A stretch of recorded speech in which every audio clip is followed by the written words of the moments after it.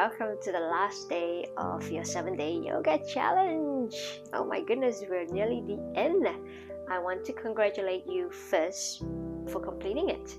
And if you've just come and popped into the video of day 7, I would recommend for you to start off with day 1, especially when you're a beginner, so that you fully immerse yourself into the journey right up to the 7th day. Now in your last day, let's take a moment to reflect and celebrate your process. Over the past week, you've decided and dedicated your time to a physical and mental well-being. You've stretched, you've strengthened, you've balanced, you've relaxed, and you have concentrated your whole body and mind. It is important to listen to what your body needs. Sometimes the way to practice yoga is simply to be present. As we wrap up this challenge, we're going to go into a restorative practice. So we've got 3 poses to work on today. Well, sort of work on today, but it's one of the best and one of my favorites. Let's begin. So we're going to go into mainly lying down for today. And that's kind of what a yoga class is all about. It ramps up, gives you and sets the body up right down towards relaxation and savasana. But we'll start with some relaxation. So just grab the back of the knees, roll yourself down into a supine twist. So I want you to bring the knees towards your chest and just drop it down to one side. I'll drop it down to the right side and just extend the arms out. Looking to the ceiling, you may lift your hips up, readjust it back to the center of the mat or where center or comfortable is for your spine. And perhaps now you're going to look away from your knees. So you're just going to look away to the opposite side. There's a few options with your legs, but just make sure your shoulder blades are resting on the ground as we move through the options of our legs. So this knee can stay up hanging, or if you want more, you can grab the knee and bring it to the chest.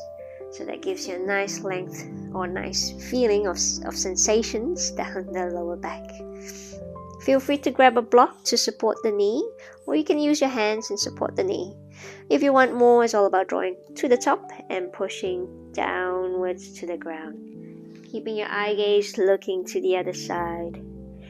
Now if it feels good, or if you want a bit more, you can extend the top leg away. Don't worry about your ankles, let them rest down or let them be comfortable or anchored. And the other option is you can keep the top knee bent and extend the bottom leg away instead. So same thing, this will deepen down your twist.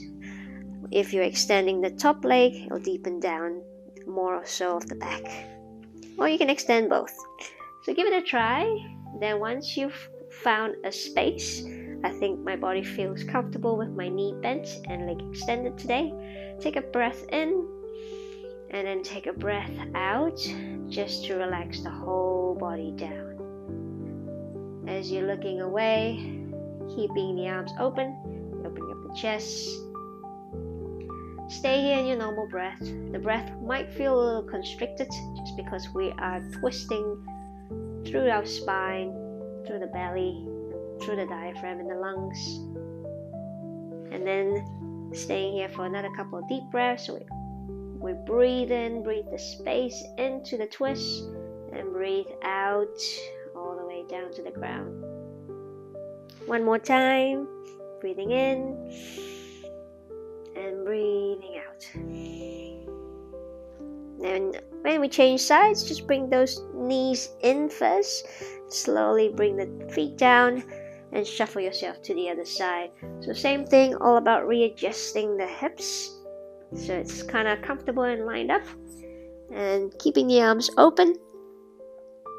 Option now, knees bent. If it feels good, just stay here and breathe. If not, you can bring the top leg, bring it up to the chest, or extend the bottom leg away, or you can bend the knee, extend the top leg away, or extend both legs away. Just be mindful. In a supine twist, we may tend to over twist quite quickly. And that's where you feel a little pinch coming in towards the center of your spine. If you are feeling that, just pull back slightly, use the hand, anchor the top knee, and just allow yourself to settle in the space where you're semi-comfortable. So just a tinge discomfort. And then closing the eyes, come inside, take a breath in, and take a breath out. One more, just expanding the chest. And then breathing out and gently releasing. Alright, slowly bend the knees, come back to the center. We move into our happy baby. So just bring the knees to the chest. Then I want you to move the knees away from the chest, away from the center. Then kick your heels up to the ceiling. Now there's a few options to grab your feet, and the idea is we're going to grab our feet and sway from side to side like a happy baby. So either grabbing the back of your knees, or you can grab your heels on the outside or on the inside, and we're just pretty much rocking from side to side like a baby. Swaying inside. You can go slow or you can go fast, but the idea is just feeling your back, getting a big massage down from the floor. Yeah. Alright, now we move into Savasana. So just do a couple of rocks before you drop your feet down. Now Savasana, we call it as a corpse pose, but I like the Sanskrit word because it feels very restful. If you're feeling a pinch on your back, you can keep with your knees bent. And the idea is we're just trying to get comfortable lying down. So hands can rest on your belly so that you can feel your breath, or you can bring it down to your side. Allow the palms to open. Feet, if you're extending it out, bring it slightly apart and drop your toes out. The idea is we open up through our hips and our chest, and we restfully allow our back to settle into the ground. Closing the eyes, take a couple of deep breaths just to pull the spine up, and then breathe out, giving yourself and your body a chance to settle into the ground. Once you've done that second big breath, just come back to your normal, natural breathing space and just stay here. Feeling the presence of your body, feeling the presence as a whole, and just feeling and noting your breath. Just draw the awareness around your breath and follow the journey of your breath. So as you inhale, it goes in through the nose, lifts the chest up slightly, expand the body, you feel a sense of lift. Then going all the way to an exhale, where the body settles down, feeling heavy, and the breath travels back up to your nose, and you feel a warm air leaving through the nose. Go all the way until it turns back to an inhale, and just give yourself about 3 or 4 breaths, just noting, following the journey. Don't worry if the mind wanders away.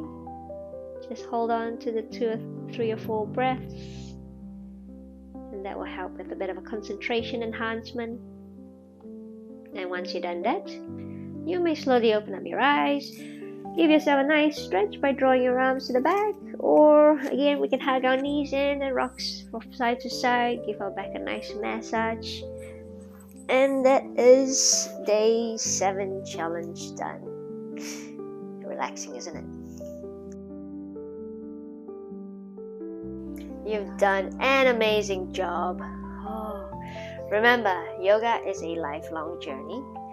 Keep practicing and you'll continue to reap the benefits on the way. It's an incredible place, very compassionate, and the challenge is all about relaxing, isn't it? So how has this 7-day challenge been to you? Have you got any questions? You can share the experience in the comments below. If you're always questioning about the moves, feel free to comment down below, or you can always direct message me. And don't forget to subscribe on my channel for more yoga videos as the journey will keep continuing. Namaste. And again, well done in your challenge or 7-day challenge. If you enjoyed this video around yoga and fitness, push the like button to let me know you want to see more. While you're at it, hit the subscribe button down below to be in touch with more videos coming up.